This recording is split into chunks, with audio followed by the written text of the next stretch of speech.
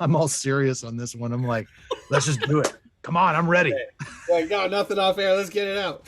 We gotta capture this for posterity. All right, welcome to Saints on Rocky. I'm Tim, and that's Josh. And today is Veterans Day 2021, and that's the day that Sylvester Stallone decided to release Rocky for Rocky v. Drago. Is that the official title? It's his new director's cut. So Rocky v. Drago is actually the legal way of Rocky versus Drago. So usually it's VS period, but in the law it's plaintiff v. defendant. So is that what it says on the poster? Is V or VS? I think it's just a V. Oh, I don't know. Maybe it is VS. I learned something today. I don't know. Either way, whatever. Point is, Rocky 4, the recut, came out today, and it was a live premiere. It was a one-day. It was a Fandango event that I went to. Was that a Fandango for you too, Josh? It was called Fathom Events for us. Oh, Fathom. I'm sorry, that's what I meant, not Fandango. Yeah. You probably get your tickets on Fandango, but no, you couldn't get your tickets here anywhere other than Fathom. Really? I mean, well, I guess you could at the theater, but I mean. Okay. That was only one. Well, anyway, so a little background before we get into our discussion. For those, it's Rocky 4 : Rocky versus VS Drago. And then it says the ultimate director's cut. Yeah. We'll talk about that too. I have feelings about that stuff. Okay. So Josh and I watched this, and just to give a little background, first of all, with us, we love Rocky. Our 100th episode of Saints on Cinema, we did our top ranking, because there was only kind of 7 that we kind of put the way we did the math for our review, our list. 7 ranked Rocky movies. In that list, hold on a second, did we include Creed movies? Because otherwise there's only 6. Yes. Yeah. Way to go, Rocky fan. Well, that's how we did it. We kind of cheated on the name. It was like, it's not technically, because then you'd have to leave one movie out if you did 7, including the 2 Creeds, but whatever. Actually, no. We included the Creeds, didn't we? I think we did it. I can't remember. Whatever. Well, maybe we should go watch it. I don't know. 3.5-hour conversation, which was cut down, including clips. Actually, that one took me a long time to get out, and Josh was frustrated with me. But anyway, that's because I put a lot of work into that one. But anyway, the reason I brought that up is Rocky 4 on both of our ranked lists. Rocky 4 was both of our number 2. Mm-hmm. Stallone had an interview at the beginning of this premiere where he was doing a Q&A, and Josh's event, I guess, had a time wrong, or I don't know if they didn't show that at his viewing or something. I don't think they did, because I mean, I don't know. So for me, the website when I purchased the ticket said the movie started at 5:00, which was perfect for me because I had a work appointment that I couldn't get there earlier than 4:55, Mm-hmm. And so I got there just in time, and then I walked in, and it had already started. And as I'd walked in, the little sign that says, what theater you're in, it said 4:45, and I was like, what? And so I missed the first 15 minutes. But based on where they were in the story, I gotta think that they didn't have the Q&A, or they started it before the movie, like before the time of the actual movie. So in the Q&A, Sylvester Stallone was in Pennsylvania. I'm sure this will end up as some bonus feature on the Blu-ray release or something. I hope that. so. I want to see it. YouTube. Yeah, I want to see it. Couple of things that were interesting about it, and Josh had a lot of excitement when they first did the trailer for this. Josh was like, we got to do a trailer reaction, a Revelations episode about this. And we never got around to it. And honestly, I didn't really want to, because in my mind, and they talked about this in the Q&A, for whenever a movie comes out with a director's cut or an extended cut, there's not that much that's really added to it. This isn't like the Zack Snyder's Justice League or Richard Donner's Superman, where they completely redo the entire movie with new footage, alternate scenes that completely changed kind of the tone and everything. That's what I thought. Turns out, yes, that is like absolutely what this was. This was a lot bigger difference than I ever thought it was going to be, to the point that I said, hey, Josh, we're going to go see the movie, and we'll just do it'll take 15 minutes probably to talk about this. I can't imagine I have that much to say. And he was like, okay. And then we go watch it. We're like, yeah, we have way too much to talk about. Yeah. It was so different. Yeah. Well, I thought personally, and we'll get into this, but I thought it was just going to be basically the same movie with additional scenes and maybe a couple of different cuts. That's what I thought it was going to be. Exactly. Yeah, they changed the story quite a bit. Yeah. to my to mainly my chagrin. But yeah. So before we get into the details, I just want to say what he said. Just a couple nuggets from that interview. One, a lot of the stuff was pulled back on the hype with all the Russia stuff. So a lot of if you notice, there's a lot more toned down. The music, the tone or zoning in on the newspaper or the magazine covers and stuff like that. A lot of the political stuff was kind of like washed out a little bit, and a lot of the 80s stuff. He talked about that, how the Rocky 4 was his most successful Rocky. Josh and I put it as number 2, which was interesting. That was the only one on our 7 list that lined up for both of us. Was Rocky 4 was both of our second favorite. Your favorite was Rocky the original. Yeah. Mine was Rocky 3. No, it wasn't. It was Rocky 5, wasn't it? No, not my favorite. It wasn't. That was my third. Rocky 3 to me was the ultimate Rocky movie. But Josh, if you want to understand my reasoning, you can go back and watch our discussion where you were starting to fall asleep by the time we got to that point. I know. That's because we've been talking for 4 hours. But anyway, a long time. Yeah. Anyway, I checked out once you put Rocky 5. I know. I have screenshots. I was like, this has no legitimacy at all. Yeah. Once my last pick was Rocky Balboa, you're like, I'm out. By the way, he said in this Q&A, Rocky Balboa was his favorite. He said, because it's fantastic. Okay, well, we have argued that before, and we're not going to get into it now. He said that was even better than the first one. Well, he said his favorite. The reason he loved it is because he was pitching it for like 6 years. He said before he finally got the studio to let him go back and do it, because people didn't think that these characters that people care anymore, and that they'd be interested or whatever. And so when he said, no, I think we really have something here, he talked him into doing it, and so they did it. And I think it was more of a passion project for him, which is and that's one of the things you really liked about it. But he had a lot more to say about these characters, and he was kind of depressed that so many of them have died in the story. So he talked a little bit about that, and he said in the interview, he said that he regrets, and I think this has been known before, but he regrets that he killed Apollo in Rocky 4, because as a writer, he kind of limited conversations and mentor discussions that he could have with certain people, because Apollo kind of stepped in and took over as yeah. So he said he would have really, if he could go back and redo it, he would have messed him up, maybe crippled him, brain damage, whatever. But he would have done something drastic with him. But he regrets killing off him for writing purposes. That was interesting. But the other thing about this cut that he said, it was during COVID when he started filming it. The movie he was working on was kind of shut down for a year. He's like, well, what am I gonna do with my time? And he said, I'm going to go back and recut and kind of redo one of the Rocky movies. The reason he picked 4 was because this was the most popular, the most successful one, and both of our number 2.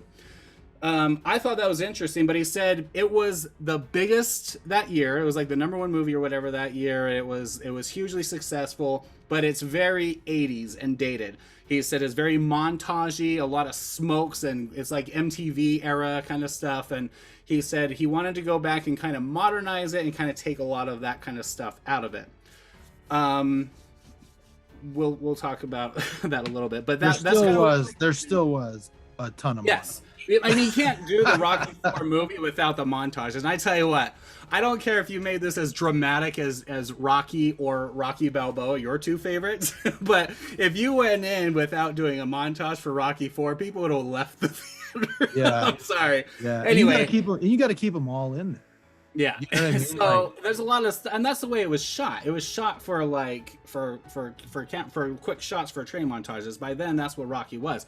Anyway, the point is that was the reason he did this cut. Now, Josh and I both love the franchise. We love the characters, and I don't like Apollo as much as Josh does, but that's another story. But this was exciting, but again, we both thought it was just going to be a few extra little cuts, like maybe another 2, 3, 4 minutes, maybe 5 minutes of footage. That's it.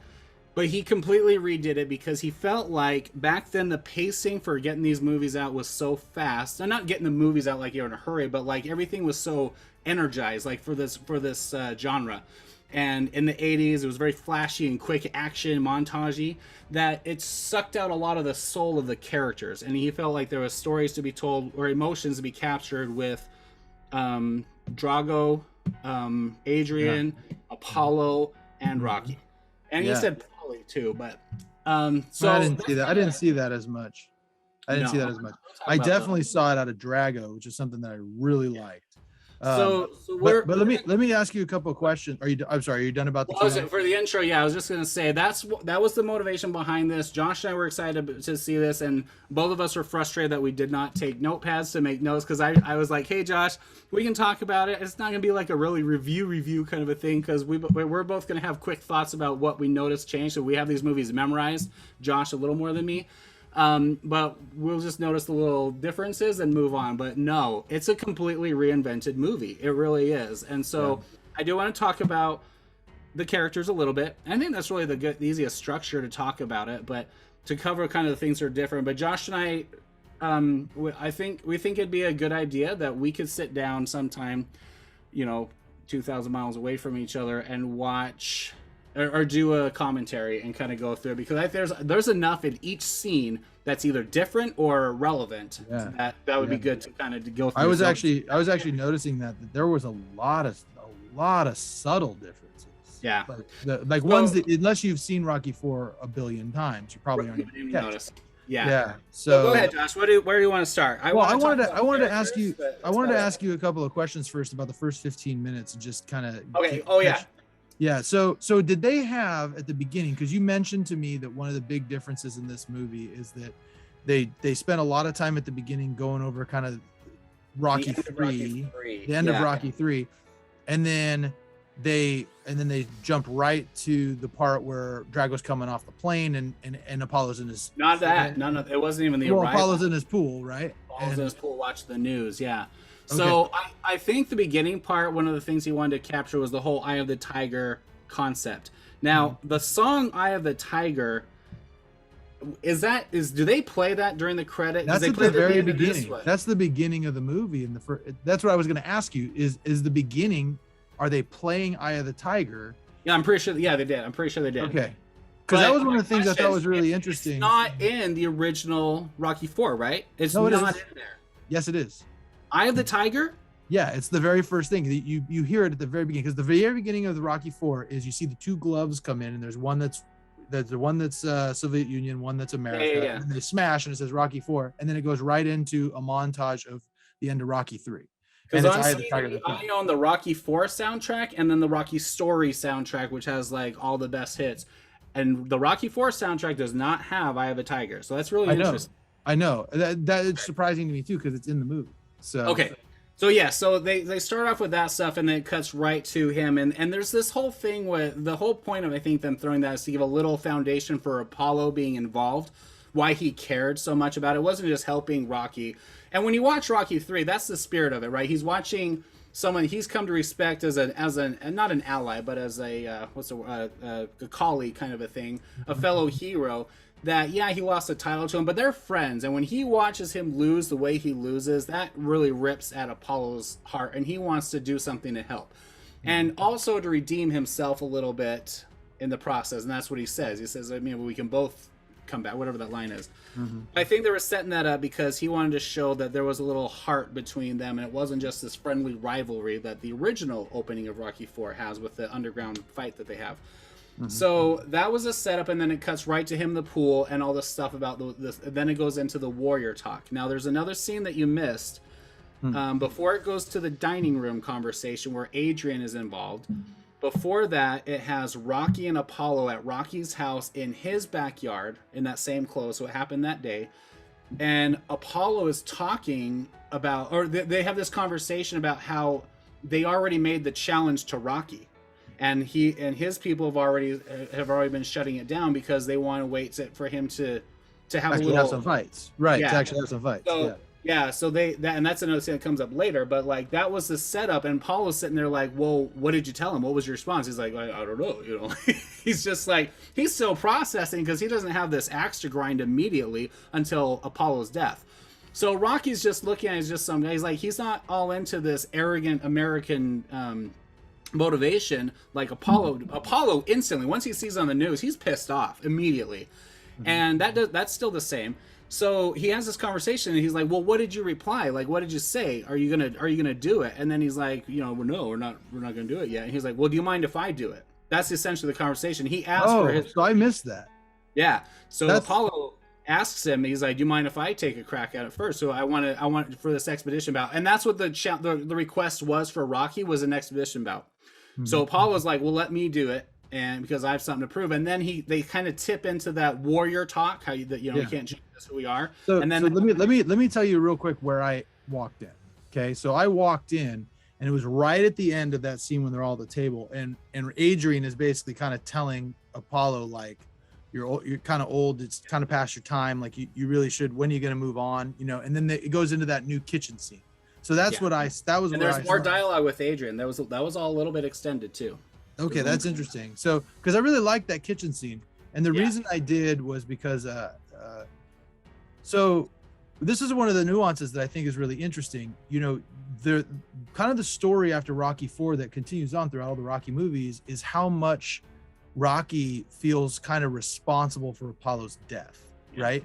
But the way they make it feel like that is he feels responsible because he didn't throw in the towel, right? Right. And in this movie, it seemed like the towel part was kind of like not as big. Thank you. He doesn't hesitate. They cut out the hesitation part. He holds it up, and right as he falls, there's no like pause and looking. And they underplayed the scene where he says, "You ain't stopping nothing," whatever that line is. Right. They stopped that. Yeah. Oh, I was so mad. But then they made it more about, like, because what I walked into was Adrian kind of saying, like, well, if you don't back the fight, like, it won't happen. So it kind of makes it more like it's Rocky's fault because he let the fight happen in the first place. And I think those things work together. I like that addition. Yeah, they should have done it both, but they didn't. They kind of poo-pooed the towel. And that was editing. That was an editing thing. That wasn't the shot was there. He holds it up, but the way they cut it with him falling down eliminates the hesitation. And then it cuts after he falls. They look, and then he drops the towel, then it falls. Because I don't even think they had the part, because there's that scene where Tony or Duke yells at Rocky to throw the towel. Throw in the damn towel. Yeah, and I don't think that was even in it. I don't remember seeing that. So that was a big moment. And they kind of cut that out, which I think kind of eliminates a lot of the things that become that's the other thing I think is kind of like one of the things that I kind of complain about with this thing is that, like, there's stuff in there that they cut out that become really kind of integral parts of movies later, and so it would change the whole universe for 5 It's not about us being big fans of it and we don't like change and we don't like them tearing apart our childhood. It's none of that bull crap. It's like there are things that were integral. Another example is the speech with Adrian on the staircase, the whole thing where he's like, where they took out that dialogue where it's your favorite part. What is the line? Yeah, where he says if he says to beat me he's gonna have to kill me, and if he's willing to stand in there he's gonna have to be willing to die himself, and I don't think he's necessarily ready for that. And they take it out of there and they put it over, and when he's putting all the stuff up on the mirror. And I was like, that does not. It's toned down, and there's no context to when he says that at that point. Right. It doesn't hit as hard. It doesn't. Yeah, it doesn't hit as hard. It hits so hard because the reason it hits so hard for people who, because I'm assuming the people who are watching this, if you're actually going to watch our review, you're a Rocky fan and you appreciate Rocky. And one of the things that I love about Rocky IV is this is the first time where Adrian doesn't believe in Rocky. Like he doesn't, she says, you can't win. And like, she's never said that before. She's the one. I would argue she kind of said that in 3, but her argument was, if you lose, which you might, then lose for the right reasons. Don't lose like this. Right. I don't think she had her, but same thing. But she didn't back the fight. She always backed him up, and hesitated. No, she did back the fight. She did back the fight with Clever Lane, but she was just saying, like, if you lose, so what? Like, don't. I'm saying she always backed the fight, but this is the time she didn't. Because in Rocky III, she says the first thing she says when he says it's over, she's like, well, if it's over and this is what you want, then I'm glad. But that she just knew that wasn't what he wanted. He just was doing it because he was scared. So, but in this one, it was legitimate. Like, she's telling him, like, you can't win. And then that's why it hits so hard, because he's like, oh, Adrian always tells the truth. Well, here's the deal. I'm going to go in there and I'm going to fight him and I'm going to take everything. Even the part where, because I don't even think he says this, he says, in order for him, because it starts with him saying, maybe I can't beat him, but maybe I can go in there and just take everything he's got, because to beat me, he's going to have to kill me. And if he's going to be standing in there, he's going to have to be willing to die himself. And it hits super hard because it's at that moment. And that so look in his face. Right. So when he puts it over here, he said, "You can't win, Rock," and he looks up. Right. And when he puts it over here, it just doesn't hit as hard. And that's a big moment, you know? And so and that scene is reinforced when he's leaving. When they have that scene at the top after he says goodbye to his son as he's about to go out into the car, before Paulie's outside, he's like, "Hey, the meter's running." Yeah, I thought that was pretty funny. I thought that was pretty funny. But that moment with her where she was like, one last plea, she was like, "I'm just begging you to stay." And that dialogue is important because it's about distance. It's about them being together, and stay also means be here and be safe, not just geographically stay. Right. But then he brings, what is the line he brings back from the other movie? Yeah, don't ask me. Yeah, I didn't ask you to stop being a woman. Don't ask me to stop being a man. Yeah. I love that. And then he leaves, and then he looks up and sees her in the window. In the original version, you have the fight on the staircase. It cuts to him saying goodbye. Well, yeah, and then it cuts to him. He has the moment with the kid, but there's no more moments with Adrian. And when she comes back in the training montage in Russia, where she says, "I couldn't stay away," that scene on the staircase really hooks that back together, where it's about, I want you to stay, but if you have to do this, then I'm going to go be with you. But that being together and being on the same page changed everything. Yeah. I think that was a great scene to have. Yeah. And just so we're talking about throwback lines, I also really liked that they changed a little bit of the discussion between Duke and Rocky in Russia in his room. Yeah. He said something that I don't know if you caught, okay? But at the very end of their discussion, there's a line where they're sitting there. It's kind of the camera's kind of back, so they see him kind of at the back of the room. And he looks at him and he says, "You know what you got to do," or he says, "You know what to do, so do it." And that is the same thing that Mick said to Rocky when Rocky's like, "Adrian, what am I supposed to do?" And he goes, "What do you mean? You know," he goes, "What do you mean? What are you supposed to do? All these years you don't know what to do. You know what to do, so go out there and do it." Right? It was the same thing. Original. That's in the original. It's just a close-up shot. I'm pretty sure. I don't think so. I didn't catch it before. Yeah. So, but anyway, it was a cool tie-in there. Also, another thing I noticed, and I think it's probably in the original too. I'm almost certain it is, but I don't know if I caught it before. Rocky's glove necklace. He's wearing his glove necklace, which in Rocky 5 is you learn that that used to be Rocky Marciano's cufflink, and Mick gave it to him before he was going to go fight Apollo Creed, I think the second time. So that was interesting too. Not that has anything to do with the director's cut.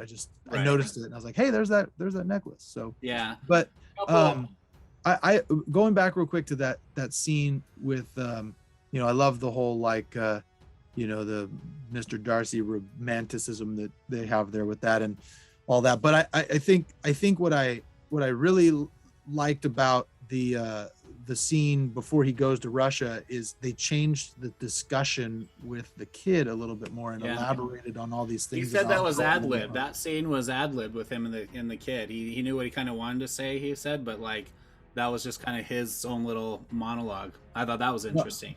And that was really great. I loved him adding that thing where he says, "Hey, listen, there's going to be a time when there's something that you need to do for you and nobody's going to understand it. And you got to go do it anyway, because you got to live for you. It's who you are.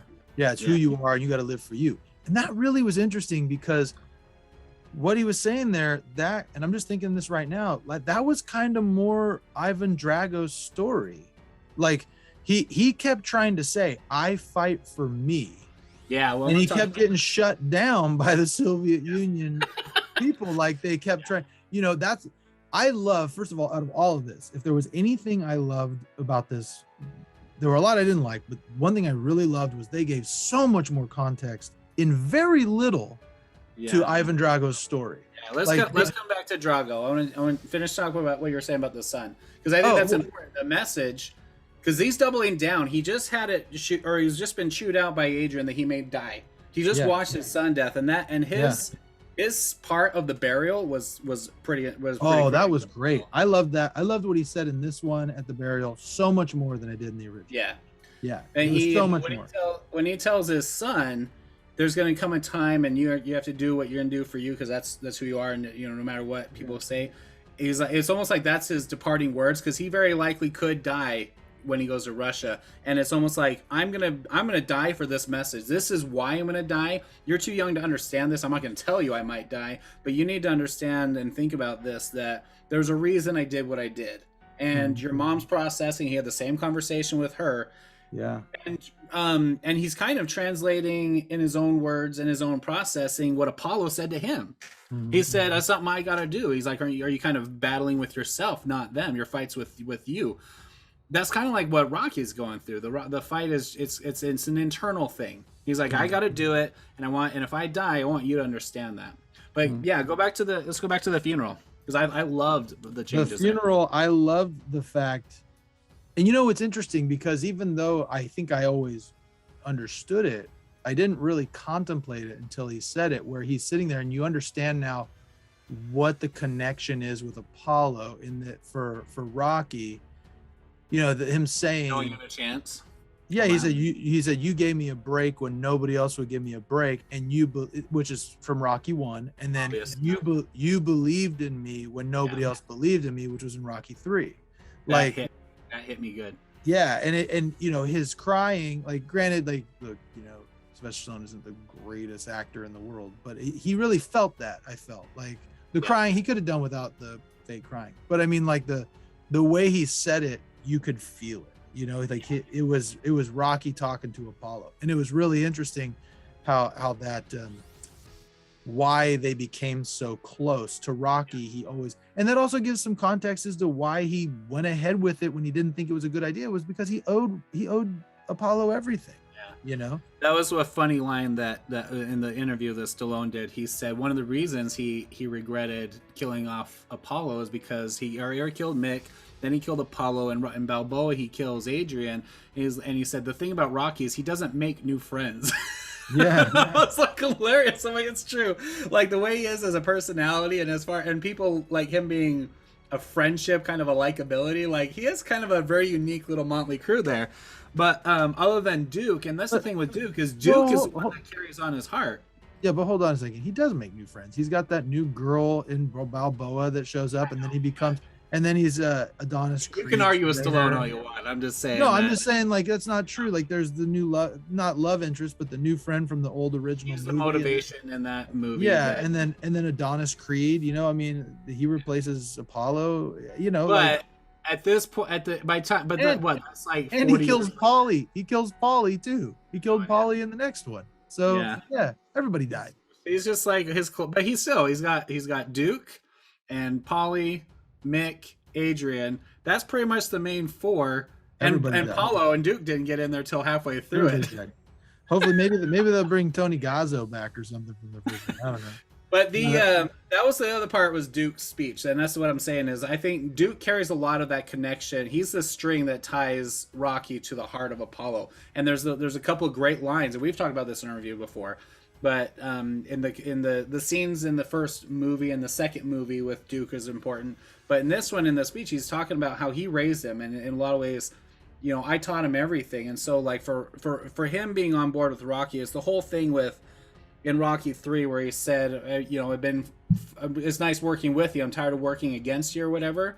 For him to be the one in his corner, and he's all he's got. And they make a point of that when they get there and there's no sparring partners and stuff. Duke's the one that's pissed off about it. Rocky's just kind of in shock. He's just trying to process everything. And so Duke's the one that's like, he's the one running the training. He's in charge. He's the one that's trying to make sure Rocky's taken care of, because Rocky is not going to do it. He's just going to take whatever comes at him. That's his style. Well, so yeah, as a manager, it was interesting, the sparring partner thing. It's actually funny because I never noticed that he'd never sparred. Yeah. Like until they said that, and they made that a big deal, and that is actually a pretty big deal. In 4, and that also he says to Paulie, he's like, and it's funny that Paulie's the one that he's like, what? No sparring partners? I think Paulie was like afraid he was gonna have to be a sparring partner if there's no one else to do it. Well, and that also gives. That also Rocky goes, I don't think I need it anymore. I love that. You know what's actually interesting though, is that in the original, Paulie's kind of more comedic about it. He's like, no TV, what about the Rose Bowl game, you know, and all that stuff. And in this context, it was like no sparring, no TV. Like he's like, how are we supposed to train out here? Like the TV part was more like no TV. How's he supposed to? So he can't watch tape of him fighting. He can't spar. Like it almost was like, you know, and they were surprised by it, like because Russia, like the guy said specifically, he's like, I was instructed specifically, we will not be providing sparring partners. Like they basically made sure that like all the cards were stacked against him. They wanted Drago to win and win decisively. A couple other things that go ahead. In this scene, or in this version, they really showed a little more of that dialogue that really made it feel like they were weighing the cards against Rocky. I never felt that in the original. In the original cut, it felt like that's what Rocky asked for, because it just cuts right to that line where Rocky said, or he just says that you've been given everything I was told to provide you. It almost seemed like that was Rocky's demands. Like Rocky wanted to be away from everything, because he kind of has that conversation a little bit. And this one, it's like, wait, where's this? Where's this? Where's this? And it's like, you know, so I think that was a little more political push that they were pushing against Rocky. It's interesting that they did that. Yeah, that's that was interesting. But okay, so there was I was just going to talk about something else, and now I just can't remember what. Well, I want to say one more thing about Apollo's humor, or Polly. One of the things I didn't like, the scene during the fight. What's his name? Duke. Excuse me. Duke didn't have a lot of more of the comedic beats that he did in the original version. Yeah. And the one scene they were playing it more. They were playing it more like straight trainer. He's being serious, and Polly is joking. The same way he says, "What's going on out there?" He's like, "I'm seeing 3 of them," and then Polly says, "Hit the one in the middle." They cut out Duke's or confirming. He says, "Yeah, hit the one in the middle," because that little levity is kind of important, I think, in that corner. It's not because there's a lot more of that. And the scene where he turns, that wasn't that fight. Which is the one where he spits the water in Paulo's face? That's not Rocky 4, right? No, that's Rocky 3. So no, but it also, it's kind of important because it's like they're sitting there, and at that point, all 3 of them kind of don't know what to do. You know what I mean? Like when it comes to Drago, like they have no answers. Like there's no plan. Yeah, like they're there, and it's the first round, and Rocky just got completely pummeled. The other thing I didn't like, can't get in reach. This is a total new thing. Right. So there are 2 things about the actual fighting that I was kind of disappointed in, and that was one of them. Right, that first round, it seemed like in this fight, it wasn't as apparent that Rocky was getting destroyed. Like, you know what I mean? Like in this one, yeah, because like he had a couple of flurries where he caught him a couple of times in the first round, and then he got knocked down, and then they had that whole "get up, don't be afraid," and I'm like, that felt like it should have been something that was done later in the fight, like not right at the beginning. The other thing I didn't like is going back to the Apollo fight. I did not like that he put Apollo down in the first round.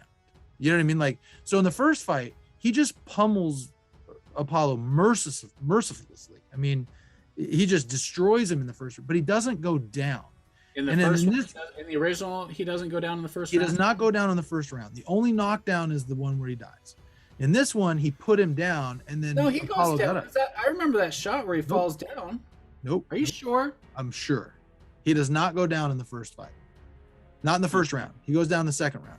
He just gets pummeled. I mean, just completely pummeled. Oh, but he does go down in the second. But I'm saying he doesn't just go down when he dies. No, he does go down and gets back up. No, he doesn't. Okay. If I find it, I'll put a clip here. I probably won't. Go look for it. It's not there. So I know what I'm talking about. Okay. And if I go back, okay, first of all, I just want to say this right now. If you go back and you find it, I swear to goodness, I'm gonna be so angry because I've seen this movie 1,000 times. Go ahead. I have it right here. Let's see if I can settle this while you talk. Go ahead. Yeah. So I didn't like that. I felt like I thought that there was a little bit. I did like better. Here's another thing I didn't like, and maybe it was because I showed up late, because I missed the first 15 minutes, but it felt like they really, really, really rushed to and through the Apollo fight in this one. I thought it was a little longer. See, that's the thing. I didn't see the first 15 minutes, so maybe that's why it didn't feel that way. Wait. Hang on. I'm sorry. You mean the Apollo fight where he dies? Yeah. I didn't think I think again. I think for me, I didn't like the pacing in this one. Like I felt like it was really choppy and things were kind of cut differently. And I felt like the parts that were important to the drama kind of got it got a little rushed in certain places. And I'm really feeling that. yeah, so it was just kind of like, I was like, I just don't like the pacing of this. Yeah. And there's weird shots that would be like between two, like, see, like you would cut away from them having dinner or something and then go to Drago at a press conference and then come back to them finishing dinner and stuff like that. It was just kind of weird. The other thing I didn't and like like, at the speech at the funeral was one I was like Duke talks and then Rocky gets up and they kind of pass, you know, your turn, and then he talks for a couple minutes, lays down the belt, and then all of a sudden he's talking to Adrian and it's like everyone's dismissed. I'm like, well, that was weird. I was just kind of weird because it didn't seem like there was a different like time passage. It was like, well, why did she have that speech with you while you're up in front of all these people? And there was no like final concluding shot of the wife mourning, which was I don't know. It seemed very, like I said, the pacing was just a little off. And again, you know, maybe it was just because I've seen the movie so many times, I'm just used to a certain cadence of the movie, and so maybe that was part of it. But I just felt like that's what I'm saying. I don't think it's just because we're such big fans that we've seen it so many times and that's it. I think it's more than that. I think well, anyhow, so yeah, I also didn't like in the first fight. So in the first fight, you know, Drago's wife, she takes one drag of the cigarette from the other guy. Yeah. As Drago is beating him up, almost like she's kind of like, almost like a little sexually turned on by the fact that, you know, like it seemed kind of a sensual thing. And then it didn't really catch as much of, and again, this might have been trying to tone down the evil communist Soviet Union thing, but like there was not the little smile that she has as Creed goes down. Yeah. And I was just kind of like, see, a little cunning, like she's almost like glad, like they're very unapologetic about it. Right. I didn't like. I mean, I guess it was just a choice. I just didn't think that was. I don't know. I think that makes them a little more evil, and I like that. In the original. You know? In the original, yeah. So I also thought that, I don't know, I kind of like the pacing and cadence of the original press conference between Apollo and Drago more than I did the one they used here. I thought that press conference was better than the other one. Yeah, sorry. Just props. Yes, you're correct. He does not fall at all until he falls. Because that shot where he fell down on the ground, I swore that was familiar footage to me. But so my hat off to you, my friend. Okay, sorry. So which press conference are you talking about? Because there were several and they were very different. Apollo and Drago. I like that they were talking to Rocky a little bit more about it. I liked that, you know, there was a little bit more questions. The jovial stuff was cut differently, and I didn't like it didn't have the impact that they're trying to maintain a little humanity here. Compared to even with all the political stuff that came out and the little eruption that happens in it in the original, this one it felt it felt like it was just like raw footage, like it was an actual conference instead of like a cinematic cut between characters. You know what I mean? Yeah, and I thought that was fine. I didn't actually. I did notice. I was like, oh man, they're using way different camera angles on this, and I kind of liked it. I didn't like it. It's not because of familiarity. I didn't think it. I think it underplayed some of the dialogue. Like I'm saying, like it might have, but it felt more real. Like to me, as a boxing fan, like it felt more like a real press conference. That's the kind of stuff that Rocky Balboa, he was really proud of how he felt. He wanted that that fight to feel like a real, like you're watching on ESPN or whatever. Yeah, I think that's what he's trying to pull with this one too. It looked just like an HBO boxing match. It really did. But I'm watching a movie, so I'm like, I want to see the expression on Rocky's face when he starts joking about, I think he's gonna have to get a ladder, stuff like that. You know, I mean. And then cutting to them not amused, that little half like, you know, like One thing I did like was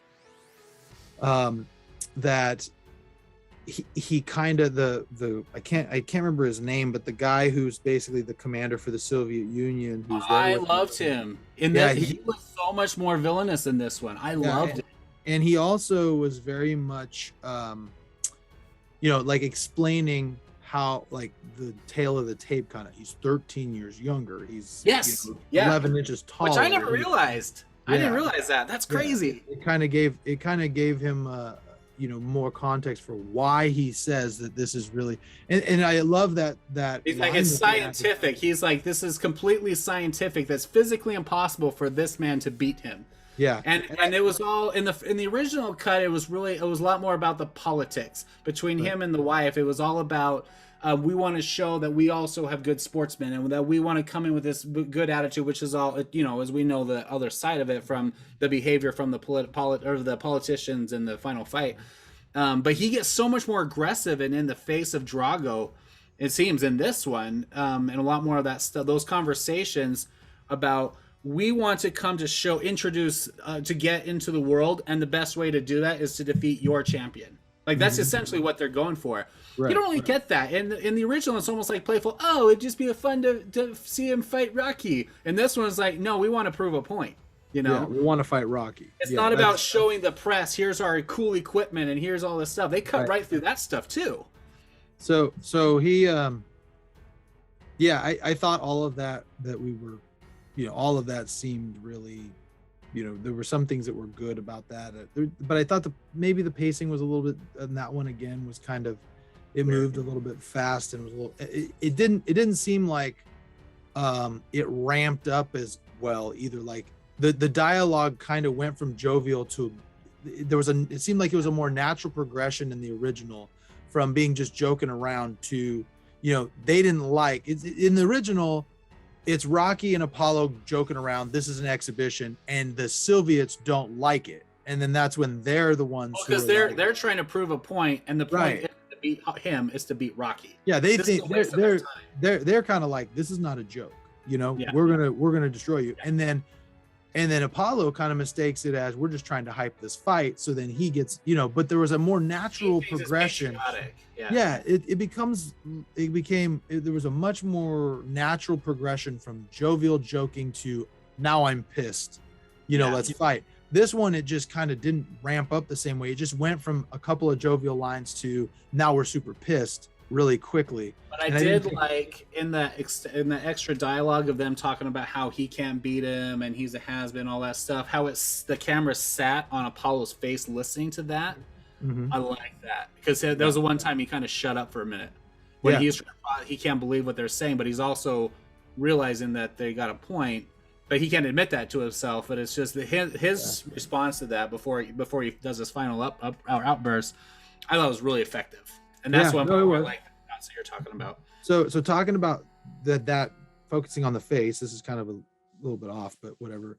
The montage when he's in the Porsche driving around. Let's talk about that. I actually like that it focused more on Rocky's face and his is at the beginning, like you could see his frustration, and then kind of went to some of the other things that were kind of shots. I like that, like there was a lot more of a focus on Rocky's face and what he's feeling, and less of the montagey, like let's do as many shots as we can of all these memories. Now and those were all black and white, if I remember. Like they did the memories in black and white, wasn't it? No, not all of them. No. So some of them. Let me just say this: in a film where he said they were taking out with some of this 80s montaginess to make it a more modernized movie, I hated that montage, and that's always been my least favorite montage, and that includes Rocky V, the Go For It, where he's training the kid and stuff. I like that montage better than this one. The song's great, yeah, he's cool, chilling around in his Lamborghini and stuff, but it's just like, we just had the funeral. We know what's coming up. We're already excited. Let's just move on, And I never liked that montage. I never did. Sorry. Yeah. And so when they cut up, it almost felt longer because it was a lot less focused on the fight where he just killed Drago. It was, like you said, it's more about Rocky's kind of his heritage and his relationship with Drago and his relationship with Adrian. And I was just like, I don't care. But I've always hated that montage. Yeah. It just puts the movie to a halt right there. I just don't like it. It's really interesting to me too. I felt like, that montage a little bit and it probably connects a little bit to the funeral speech, you know, Yeah. about you being my first break. But like, you know, the big thing about Rocky is he's like a, you know, a Captain. Melancholy. He's like a Captain Wentworth, self-made man, you know, kind of made his fortune. In this one, it seemed like he's recognizing a little bit more how connected he was to Apollo. Yeah, because what you said, self-made man and a man of fortune, that was all because of Apollo. Yeah, and that came out in that speech. So he's reflecting on his happiness with Adrian, his success, cruise around on the motorcycle after the first fight, like all that stuff. He owes everything in his life that's good to Apollo. Yeah, and that's why, you know, one good thing about that montage. But yeah, I mean, it kind of solidified like he's thinking about, because it shows you all the things, like it reminds him, it ties that in together. That speech really ties that in together. Why that montage makes a little more sense of why he's looking at all the things he's looking at all the things of, like, you know, there's shots of him and Adrian in his little apartment, Yeah. and then it's Apollo and the fight with Apollo, and then yeah, you know, him training him in the, you know, on the beach, and having that kind of, in the original, it doesn't really connect. It's like, what? yeah, it doesn't connect. It's just like, so now we already bought those movies. We don't need to Yeah. sell it. he's like, oh, it's just all Like a him clip remembering show. all of his, yeah, it just was like, it's just him thinking of all the memories that, Yeah. you know, of all these people. But this one kind of connected it, like he's looking at, he's like, this is where I went, and Apollo made me all these things, and then this guy killed him, and now, you know, I'm avenging Apollo because of that. You know, it made it a little bit more on that regard. Oh, going back to the kid, one thing I noticed that I thought was really interesting, they completely eliminated the kid watching the fight. Yeah, I saw that. I thought about that too. It wasn't. He was like, "I want to say one thing to my kid," and then with his friends, Corey Feldman kid or whatever, and he's like, "What do you think? He's like, retards or whatever." Yeah, nerds. We are nerds. No, but you know what? Like, it was interesting because it cut the kid completely out of watching it, and then also it cut the kid out of the speech. And you know what's interesting is, I don't know what Sylvester Stallone was thinking, but I think that, you know, if you're thinking about it as a father, like, he wouldn't want his kid watching that if he thought there's a chance he's going to die. Yeah. Like, he doesn't want his kid staying up. And also, that's what I also liked about it, was having the whole Politburo get up and walk out and not cheer with everybody else was so much more realistic. Yeah. You know what I mean? Like, what I noticed in that fight that I never noticed before was the worldwide coverage. They had Japan and all these other countries there. It wasn't just Russia and the American commentators. Yeah, the whole world. I never noticed that before, but they've always been there. And they even show it. But I was like, I never thought about it. He said this is, you know, certain to be the most watched boxing event in history, and then it starts cutting all this footage from other countries. Like, that's fascinating, because there's a lot riding on this, and this is like the biggest story. Yeah, we didn't talk about the scene where Rocky is the federation or whoever the organization is not backing his going on that fight, where they were saying, their way of saying, like, we have to see more about him, and he has to have some kind of a little bit of a career before we want to front you. And he's had one fight and he's killed one guy. That's all they know. And he's like, you're basically saying that you don't think I could beat him. Like, no. And I like that dialogue. I like the conversation. It's not all businessy. It makes sense. It makes sense that the league is going to be very careful with their champion. And what is the line he said? Something about, if you were to die, that's gonna be the first thing that's gonna be the biggest step to banning boxing. You know, and I was really interesting. I was like, holy crap. Well, there's a couple of different things that scene brings into it, because in the first movie, all you see is a little newspaper clipping saying the commission doesn't want to, you know, do the fight or whatever. And I don't even remember, as many times I've seen, I can't even remember that. Yeah, there's one right at the beginning of the press conference where he's saying he's going to fight him. It shows a bunch of different magazines, and then a newspaper clipping that just basically says the commission will not sanction the fight. And you hear that in the press conference, because they talk about, you know, like, he's relinquishing the title. It doesn't matter anymore. Yeah. Like, he's doing all that because he's going to go just take the fight. Stuff. Yeah, no money, none of that stuff. But having the commission out there, it showed a few different things. One, boxing has always been super political. It always has been. And so So like having a commission there that's like, because there's like a number of things, right? Is we don't want our American champion to get beat by a Soviet who has never really had a professional fight. It's going to make America look super weak if he loses.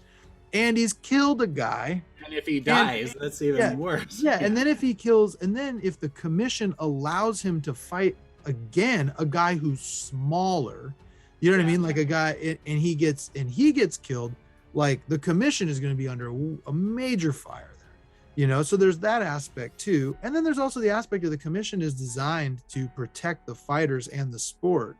So they're doing that too. I mean, there's all of those things. Good. What I didn't, it's really good stuff. What I didn't like about it though was I really wish there was some sort of follow-up line from Rocky when they say, rules are rules. We just got to follow the rules. We got to follow them, and you got to follow them. Like it would have been great for Rocky to have a line like, you know, when the commission denies, just like, I got to go to the bathroom. Just right. like duck out. Yeah. Well, like in Balboa, you know, the commission says they're going to deny him the license. And then he has a really great, he has a really great speech, and then they give him the license, you know, like his whole thing. He's like, why'd you put me through all the tests if you were never going to give me the license anyway? And then he kind of goes this whole thing about all the things he's got to give up as he gets older and all this stuff. So I think that scene being left in would have really given this movie a little, or the original, more of a feel of the originals, because the first few movies, and then even the doctor's appointment stuff in the last movie, there was a lot more business conversation kind of stuff, not just the press conferences. This one, or the theatrical version, is just, it cuts right through all that stuff. It's just action montage, smokes and mirrors kind of stuff, and that's how you kind of get away from that.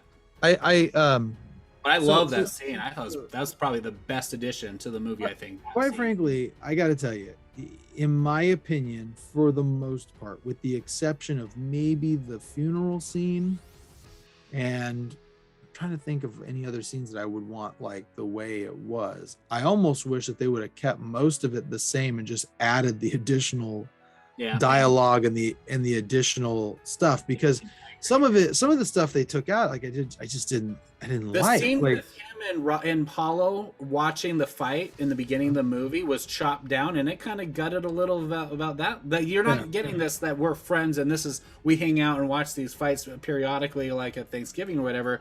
The way they chopped it is like, hey, while you're over, let's watch the fight so we can continue this conversation, and the conversation didn't flow like it did originally. Yeah. So it's I didn't like that scene as much. So I agree with you. There were just some things that some of it I didn't like. I don't know if I liked. I don't know how I feel about the end of the movie either. I don't. Yeah.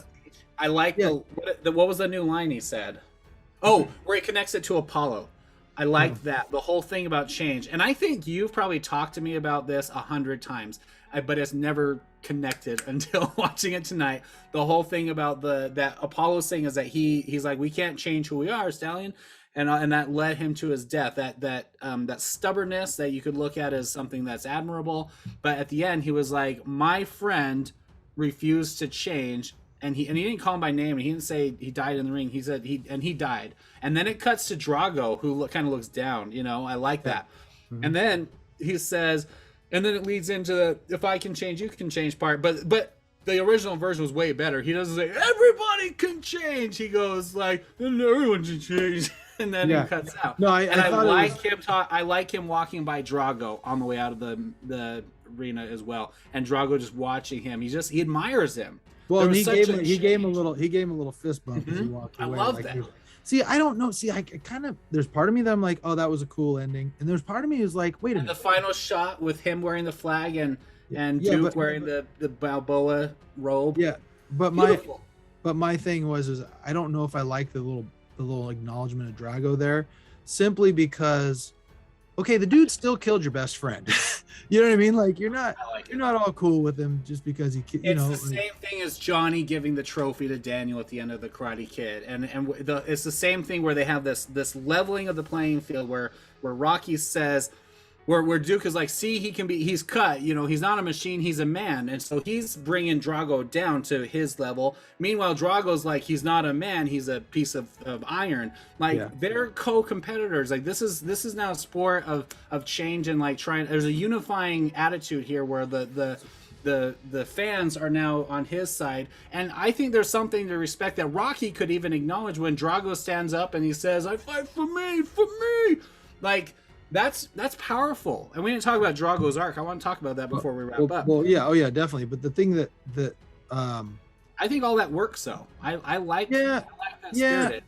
I don't know. And it connects to Creed 2. That's the biggest thing was Creed 2. That, if you remember, that was like almost the only praise I had for that movie was the scene at the end where what's his name was down and out. His wife and the bureaucrats left, and Drago goes to his son. He was like, "Stop! Just it's over. Just it's not worth dying or killing or whatever. It's over." Yeah. But that defeatist moment because he's lived through this. And and I think that the twist, or not twist, but the arc and the turn at the end for Drago, for that little, he's just watching him. He's just that little bit of respect. And you get that in the original when he's doing his speech. It cuts to him just kind of looking up. So one thing I didn't like though, one thing I didn't like about some of the additions to Drago was I did not like they added a little line where he's like, he's a beast, blah, blah, blah, blah. And I just felt like that, like before he says the piece of iron thing, he says, he's a beast. He's not human, you know? And the thing is that was way too early for that. Like he had just beat the tar out of, out of Rocky for like 2 rounds. Like that would have been something you would have said in like round 12, where the guy he took everything you have and he keeps coming. But anyway, in Soviet Russia, isn't that a thing where like you had dogs in the street, like savagely eating? No, that comes from Creed 2, and that's when he's talking about when he gets banished to, what country does he get banished to? He gets banished to another country. I thought that was a Russia thing. No, it wasn't a Russia thing. It was the country he got banned to.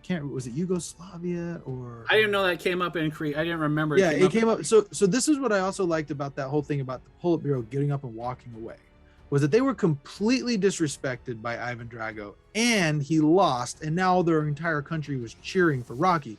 So now that gave a lot more context to them banishing Drago to another country. You know what I mean? Like it gave a lot more context to that, because in the first movie, all of the Politburo's up and cheering Rocky too. You know what I mean? Like, now, did you feel like this kind of pushed that a little harder than the original? Because I always felt in the original it was more, it was kind of balanced out with who was cheering for who. A bunch of them admired how hard Rocky was fighting and that he overcame the odds. But it was the speech. The speech had a bigger impact, and I thought that's what the uproar was. And this cut out, didn't it? Cut out the one bureaucrat guy standing up. He got up and just walked away. See, that's it. I don't like that. I love that because it's more real. I like when they get up and left, leaving the one guy alone. But I like that the one guy. No, he doesn't. It's not one guy alone cheering. He gets up. The premiere. No, he leaves the one guy, the bad guy. He's like standing there like just like in a daze, and they stand up and walk off, and he's like left there. Oh, you mean you that's from this one? Yeah. Yes, that's what I'm talking about. That's not okay. Yeah, that's not in the first one. The first one that doesn't happen. He originally stands up and claps. I don't remember. They all get up and clap. Get up and clap. Well, they follow the lead from the main guy. Right. So in this one though, everybody gets up and walks away except the one guy. And he's just left there to kind of stew. And so, but I like his character so much more after this movie. I really do. No, his character was much better. So let's talk about Drago's arc. Okay. I love the scene in the press conference where they're like, can Drago speak for himself? And he goes, yes. And then he gets interrupted by the Soviet Union general. Several times. Yes, I love that because that gives so much more context for him picking him up by the throat and saying, I fight for me at the end. Like it totally sets that up. I loved that. I thought, was it when he was talking to, was it at the conference where he said, he wants to be introduced as a fighter to the world. Like that was the whole point. It wasn't just a political campaign. That's what backed him. That's what the motivation was. And that's what everyone else around him was about. But it was a personal thing where he wanted to be respected as the greatest fighter of all time. Yeah. And he said, you're a puppet. And they kept pushing that down. Like that wasn't.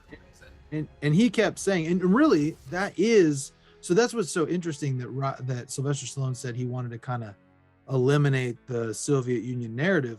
Because but the thing is that is like the crux of communism, right? Like it's community over individualism. So here we have Drago, who says, so this connects too. He says after killing Apollo, he says, everyone will know my name, yes. Drago, right? And then he's at the press conference and he wants to say, I can speak for myself. And the general keeps shutting him down because it's not about the individual, it's about the party. You know I what love how they're like, what is the line? So they ask a question, he doesn't say, and then the other guy, he jumps in anyway and answers, and they say, can he speak for himself? He's like, yes. And then he doesn't say anything.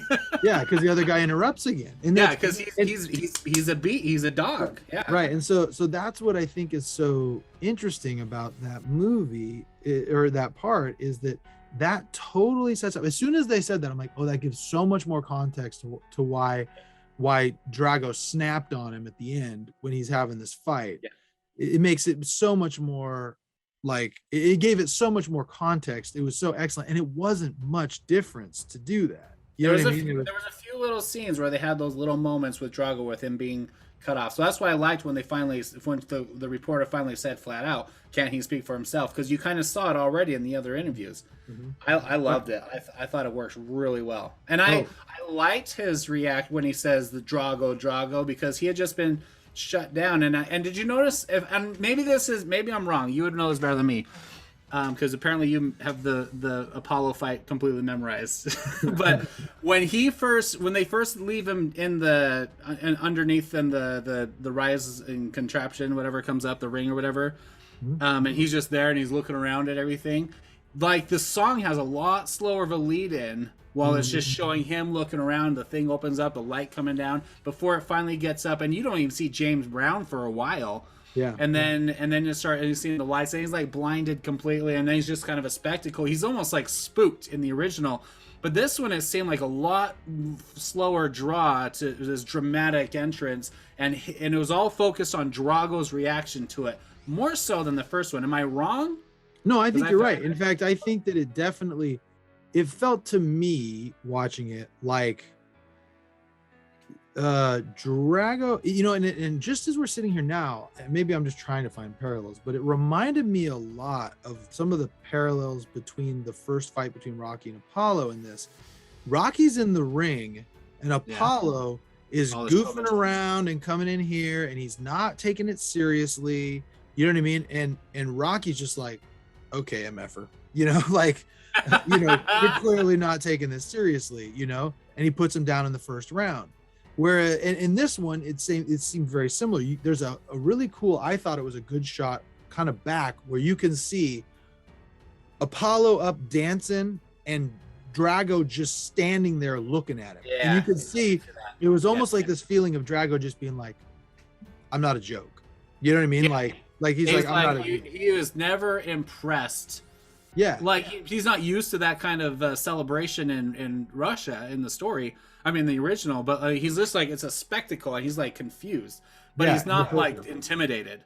He's annoyed. I remember thinking as they left him down in the ring, I remember thinking to myself, I think I said it to the person with me too. I was like, I really am interested in how they cut this scene, because I'm really interested to see how they do this, because I was thinking maybe they're going to put a little more James Brown in there. And they did. There was a lot more dancing. Him out. It seemed like it was because it was such a different opening into it. I thought they were going to cut out this.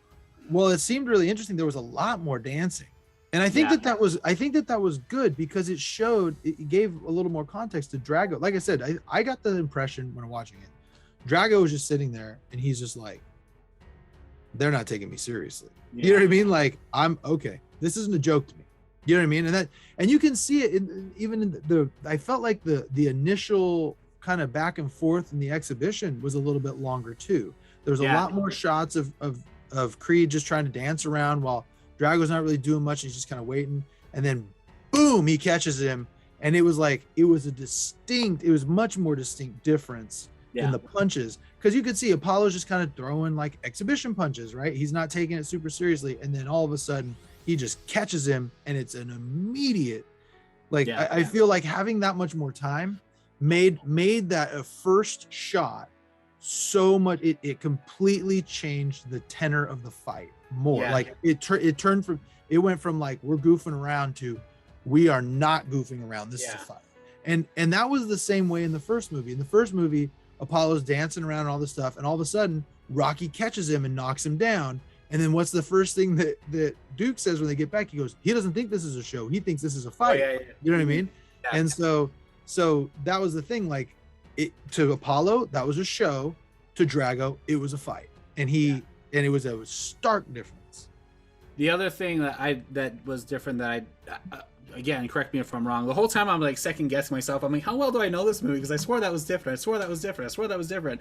But when they first go in and they hit gloves at the beginning of the Apollo fight, it was reversed. Yeah. Because the original, he says, "Come on, brother," or whatever. And he like hits his hand. He like does a move. He like bounces off of Drago's hands. And this one, he smashes Creed's hands, which is not. It's not. It didn't have the same menace to it. No. Later on, he does that to Rocky. Yeah, but that shows his cool demeanor. Like I'm indestructible, and he's like, ugh, and he hits him. He like bounces off him. And he's like, this is how your fight's gonna go. Yeah. Later on, he hit it on Rocky.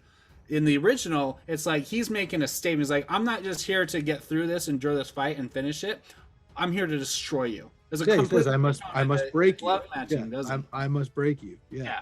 In the first, I agreed. When I saw that, I think I said out loud. I was like, oh, I didn't like that. When they changed it, because that is so much more intimidating. Yes. Because Apollo came down with full force and he couldn't move him. Yeah, and he couldn't move him. And then Drago immediately says, "You will lose." And it was like, that is so menacing. And it's so, but when he hits him, I'm just like, that did not have the same effect. Yeah, I was like, that did not have the same effect. I don't know why he changed that.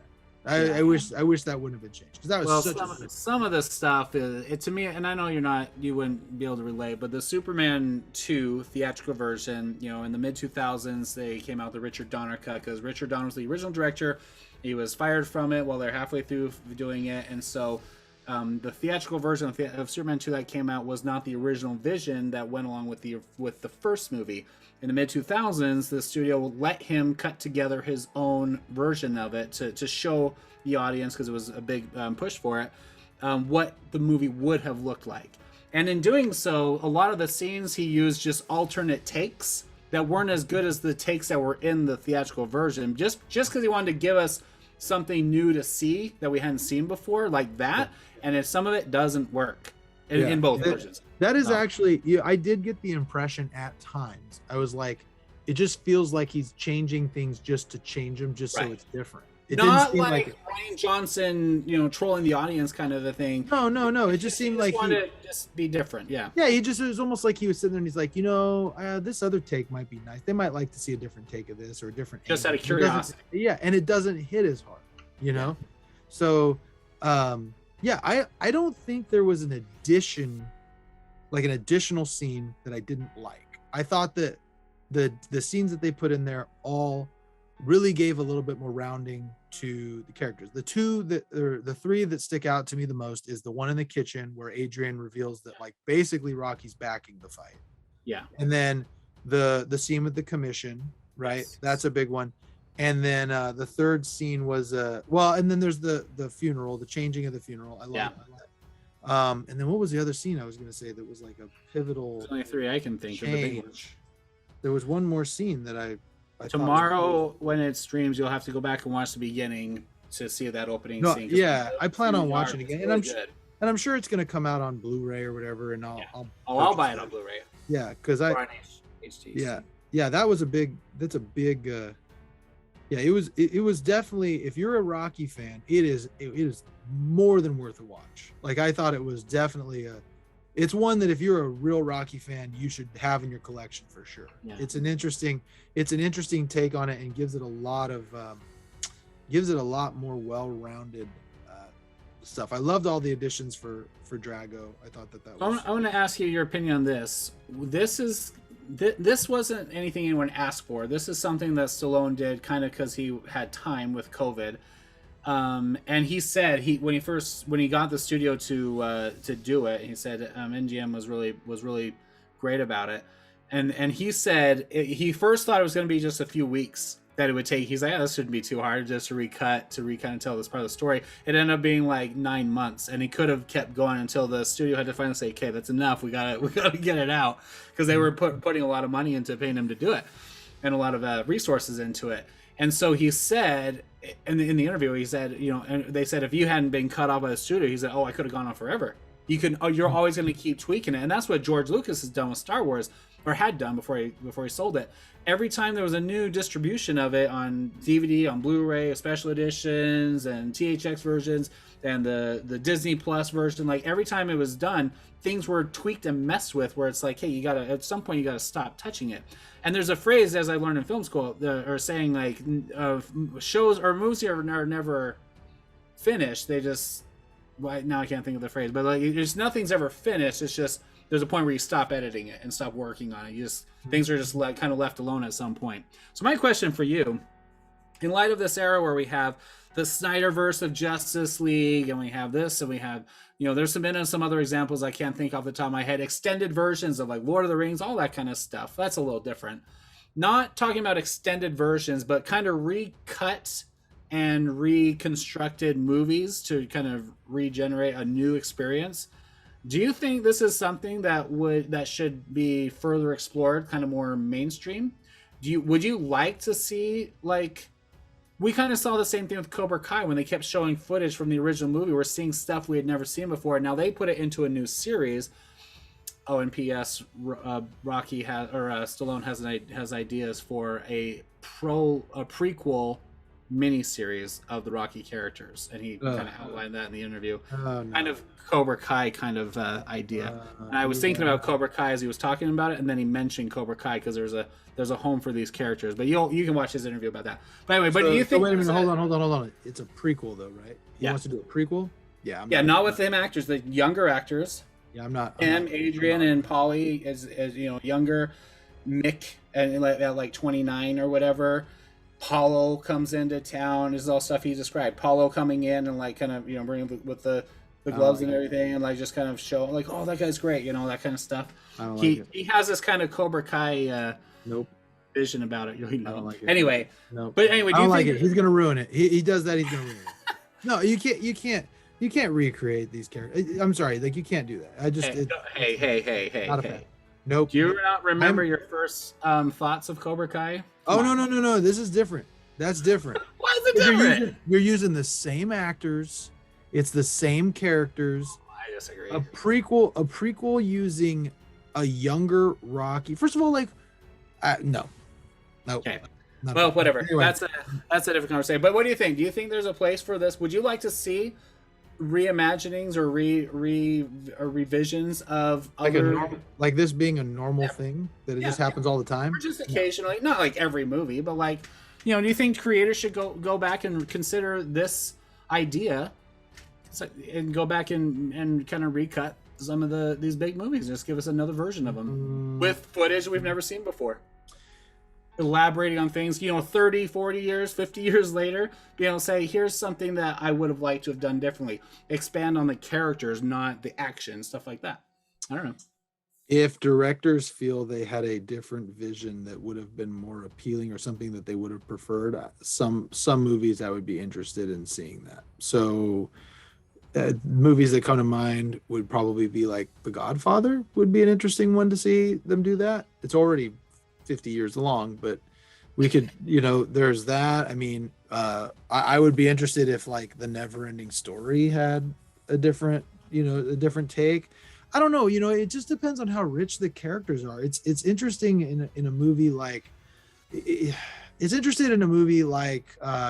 Justice League, where it leads to all these different places, you know, or like Rocky IV, where there's a huge universe of these movies and it kind of tweaks some things. But I don't know. I guess it just depends on the movie. Like, I don't know, you know, after seeing this, I'd probably like a Karate Kid one. I think I would like that, you know, or even like a Bill and Ted Excellent Adventures, if they kind of change that up a little bit. It also depends on how much footage that they cut out that they think would be relevant. Like, I think there'd be too many movies where it would end up being like, I remember when there were a lot of movies that were coming out with like And I think they still do this, like Blu-rays that would come out with like deleted scenes on them or alternate endings, and then you'd watch them. And I remember being like, "Well, now I can see why they didn't keep that in." You know what I mean? Like that's dumb. I've seen some where the deleted scenes were where I wish they were in there, and I've seen some where the alternate endings. I was like, "Oh, that is so much better. Why didn't they do that?" I can't think of examples, but it happens. But I agree with you. For the most part, you understand why they do it.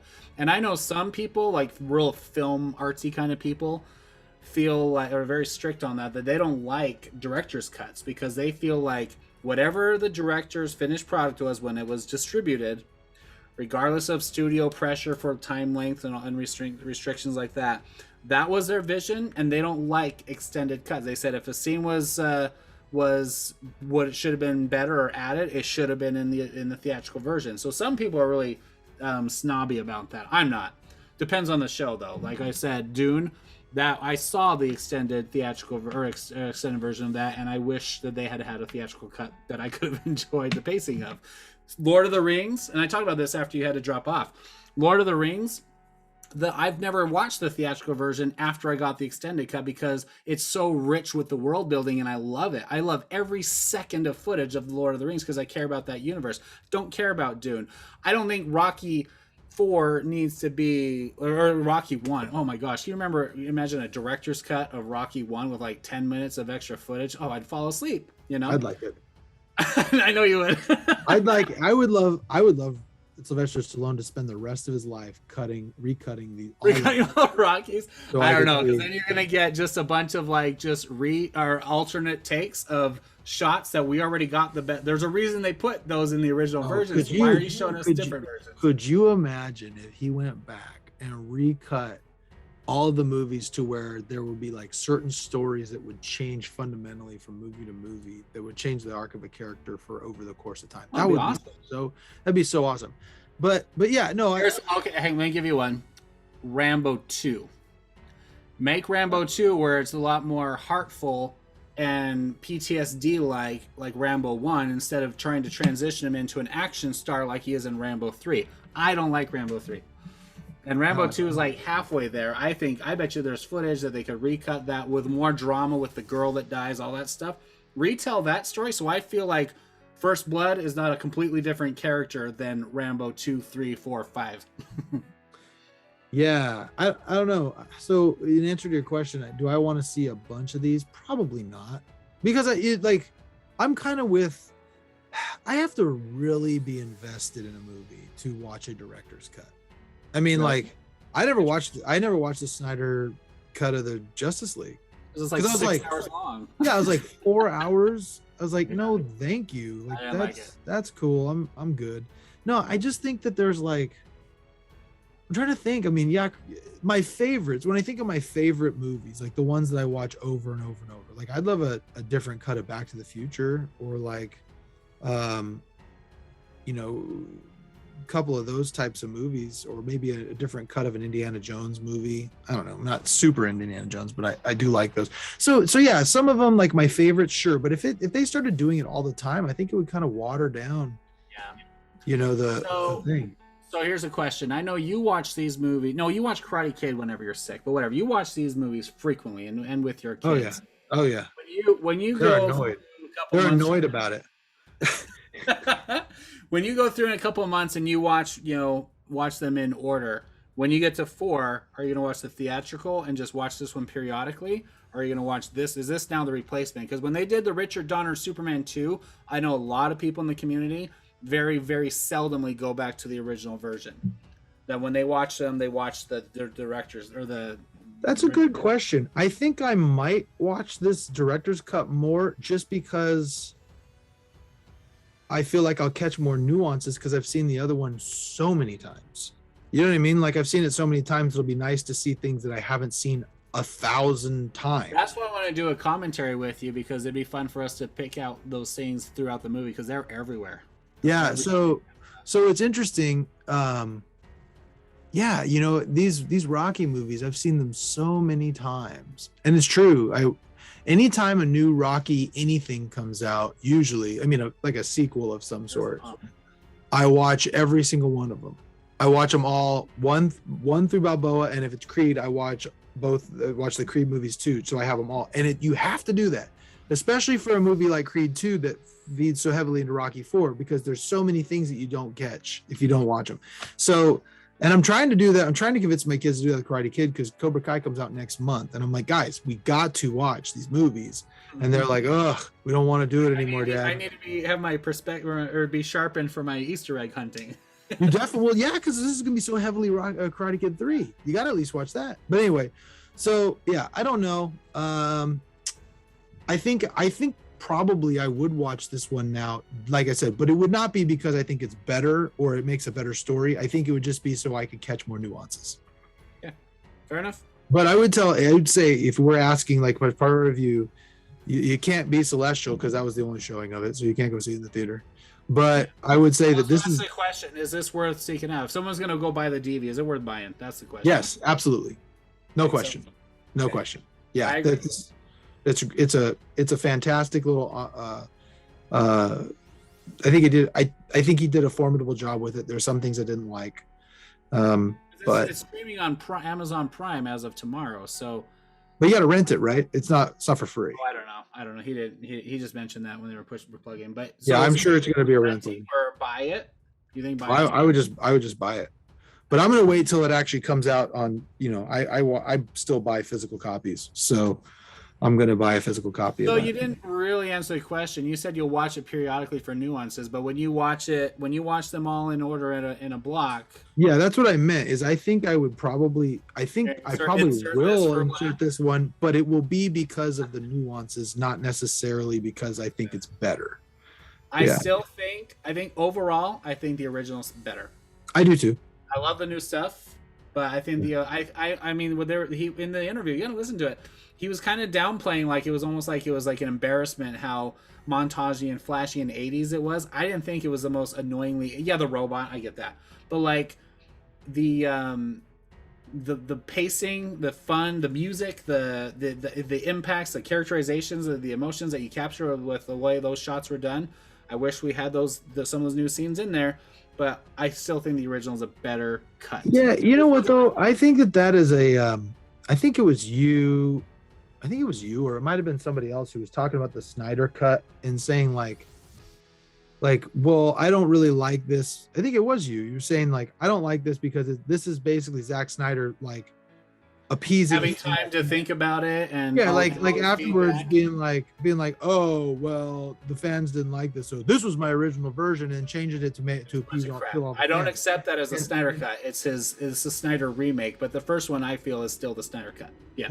Well, so I think that, and I will never buy the Snyder cut because I already have the theatrical version. I watched it. I don't feel like I don't buy it. I don't buy the politics that went behind it. No one complained about Rocky 4. It's his most popular movie. But the thing is, though, is Rocky 4, though, when you look at the reviews of the movie, like the general public were like, this is a terrible movie. And the thing is that everybody says, they're like, Rocky 4 is so typical 80s Americana, like it's a ridiculous, like it got super cartoony action star and all that.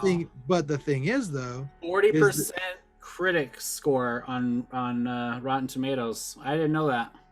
Yeah, so it's they all critically say it's like not that great, but everybody loves it.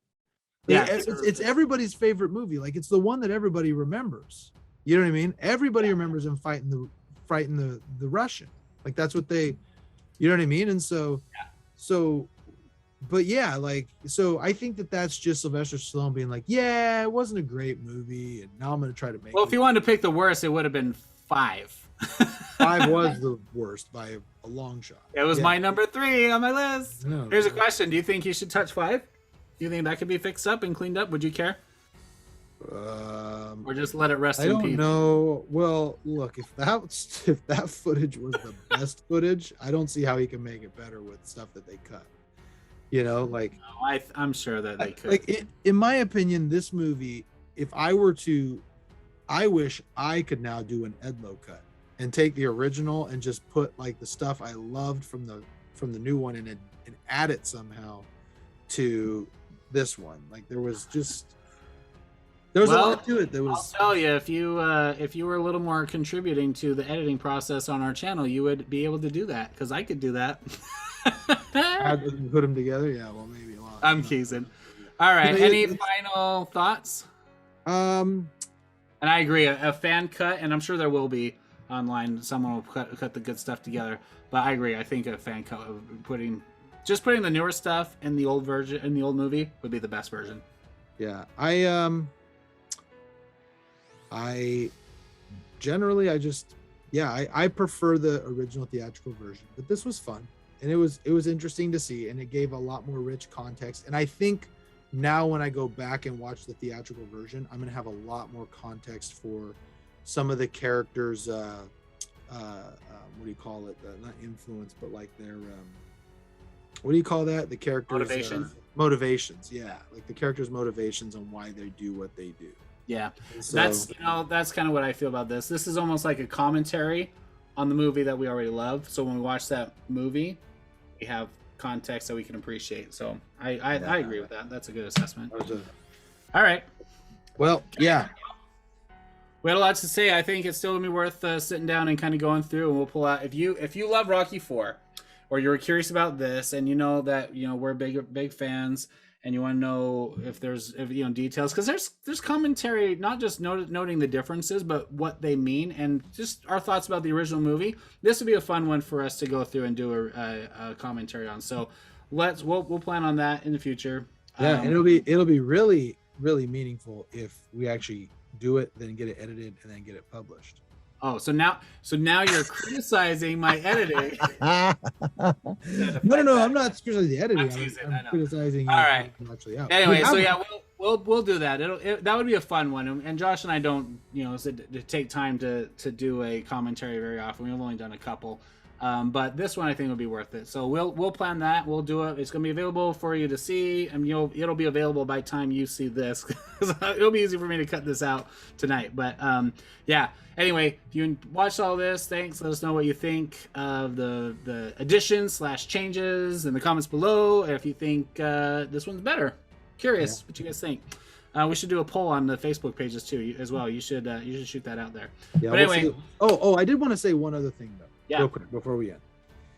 And that is that one thing I found very telling was this movie, for me, I had to look at 3 different theaters to be able to go see it and sit in a seat that wasn't like right up front. So that tells you it was busy. It's really interesting to me. Like, I've gone and seen movies that were old and like anniversaries and things like that. Yeah. This was the first one where like they were packed. Yeah, they were packed. There was a lot of people. And so if there's a studio out there that's questioning whether people still care about the Rocky characters, like, there were multiple theaters here. And that's the other thing. Here at the Fathom events, very rarely are they playing on multiple theaters. There's usually like 1, maybe 2 in the area.